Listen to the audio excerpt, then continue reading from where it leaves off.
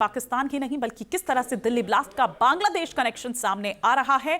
जांच एजेंसीज को इसके सबूत भी मिले हैं। जानकारी के मुताबिक बांग्लादेश की राजधानी ढाका में आतंकियों की एक बैठक हुई थी जिसमें भारत पर हमले की योजना बनी। बैठक में शहर-ए-तैयबा के जो चीफ है हाफिज सईद का राइट हैंड सैफुल्लाह सैफ शामिल हुआ।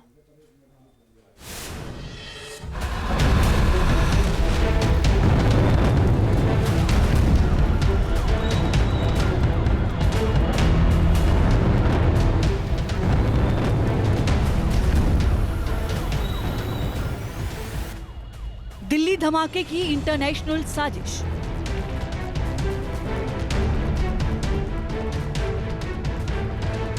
पड़ोसी बांग्लादेश से भी जुड़े तार।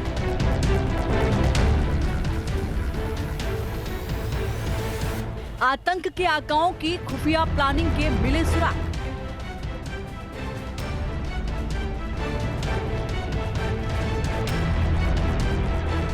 भारत को दहलाने के लिए बनाया खौफनाक प्लान।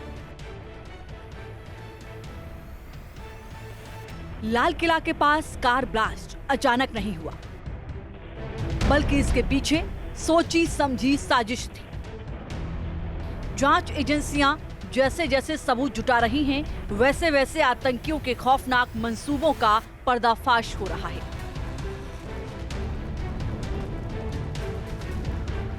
इस विस्फोट में अब बांग्लादेश का कनेक्शन भी सामने आया है। सूत्रों के मुताबिक दिल्ली को दहलाने के लिए आतंकियों ने बांग्लादेश की धरती का भी इस्तेमाल किया। जांच में सामने आया है कि लाल किला बम धमाके से पहले बांग्लादेश में एक सीक्रेट मीटिंग हुई थी, जिसमें लश्कर-ए-तैयबा कमांडर सैफुल्लाह सैफ ने हिस्सा लिया था। अक्टूबर के आखिर में ढाका में हुई बैठक में सैफुल्लाह सैफ ने हिजबुल तहरीर के हैंडलरों, प्रतिबंधित अंसारुल्लाह बांग्ला टीम के सदस्यों और एक विस्फोटक एक्सपर्ट और 2 बांग्लादेशी सरकारी अधिकारियों के साथ बैठक की। इसी बैठक में हमलों के निर्देश जारी किए गए। राष्ट्रीय जांच एजेंसी दिल्ली ब्लास्ट को लेकर नए और ताजे खुलासे कर रही है, जिसमें अब खतरा सिर्फ पश्चिम यानी पहले पाकिस्तान, अफगानिस्तान, दुबई के रास्ते फंडिंग और अंकारा यानी तुर्की के रास्ते प्लानिंग का ही नहीं, बल्कि ईस्ट में लश्कर-ए-तैयबा और एनबीटी यानी अंसारुल बांग्ला ब्रिगेड के नेक्सस का भी सामने आया है।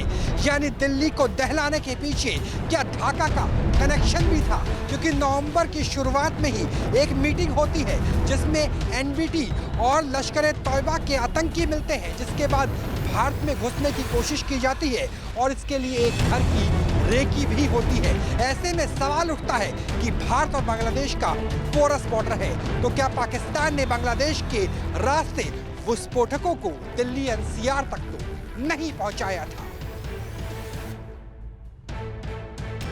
पाकिस्तान और बांग्लादेश के आतंकियों की मीटिंग से जुड़ी दूसरी खुफिया जानकारी भी जुटाई जा रही है।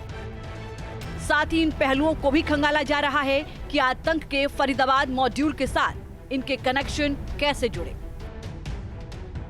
लश्कर कमांडर सैफुल्लाह सैफ की बांग्लादेश यात्रा और वहां सरकारी सुरक्षा में आतंकियों के साथ बैठक की बात सामने आने से मामला गंभीर हो गया। ऐसे में सवाल उठ रहे हैं कि क्या पाकिस्तान और बांग्लादेश के आतंकी समूहों ने भारत के खिलाफ गठबंधन बना लिया है? क्या आतंकियों ने मिलकर दिल्ली को दहलाने की साजिश रची? क्या आतंकियों ने नया मॉड्यूल बनाकर खुद को मजबूत करने का प्लान बनाया? क्या पाकिस्तान और बांग्लादेश के आतंकियों ने किसी और बड़ी साजिश को अंजाम देने की भी तैयारी की?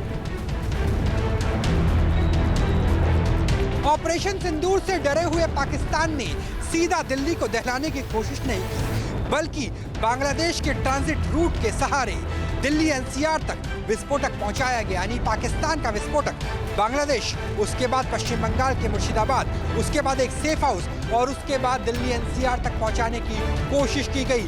खुफिया सूचनाओं की माने तो इसके पीछे बांग्लादेश के एक व्यक्ति का नाम सामने आता है, जिसका नाम है इख्तियार। और इख्तियार ही वो शख्स है जिसने बांग्लादेश के जासूस की भी हत्या की थी और भारत के खिलाफ बड़ी साजिश के लिए कट्टरपंथी संगठनों को लामबंद कर रहा था और उसी की मदद से ही विस्फोटकों को भारत में पहुंचाया गया, यानी वेस्ट बंगाल के मुर्शिदाबाद बॉर्डर और उसके बाद राजधानी दिल्ली को दहलाने के लिए पूरी प्लानिंग की गई थी।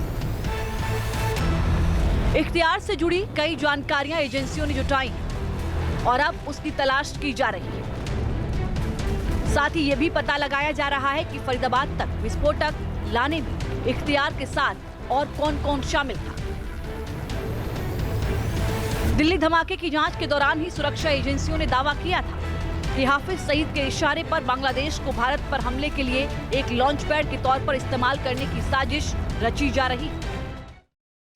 Team news nation.